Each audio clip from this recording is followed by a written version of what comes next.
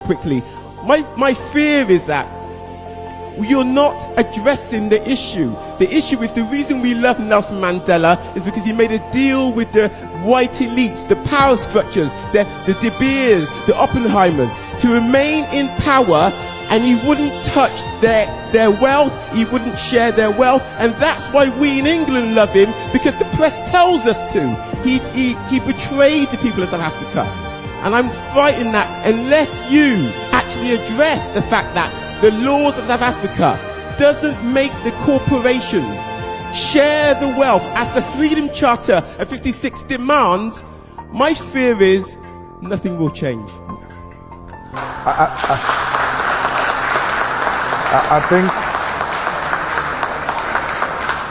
I think you captured it very well. There is no any better explanation than the explanation you have given. The deviation from the Freedom Charter was the beginning of selling out the revolution. But why did Nelson Mandela sell out the Freedom Charter? When Nelson Mandela returned from prison, he got separated with Winnie Mandela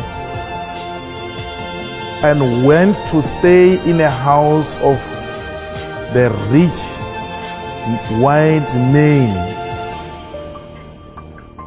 He was looked after by the Oppenheimers. Nelson Mandela used to attend the club meetings of those white men who owned the South African economy at the time.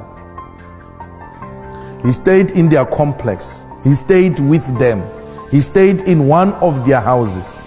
They had access to him 24 hours.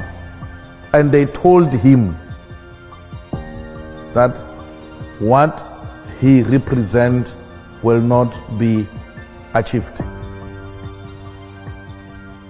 And then that's when he turned against himself.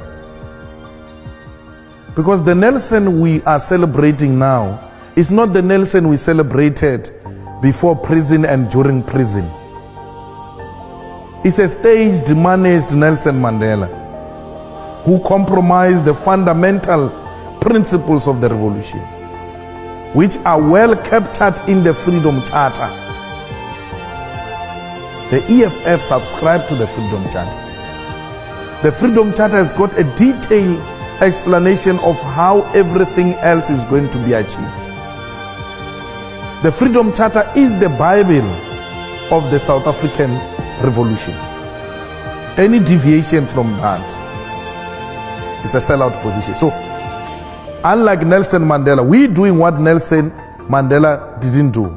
We are happy he ushered in. We normally don't use those phrases like Mandela sold out, and we are being too harsh, man. He was too old, he was tired. So he had to give in on some of the things. So he left it to us. We have to take it up where Madiba left it. And that's why Madiba said the struggle is not over. Madiba knew that there is an element of economic freedom that must be ushered in to complete the revolution. Madiba knew that political freedom is incomplete without economic freedom.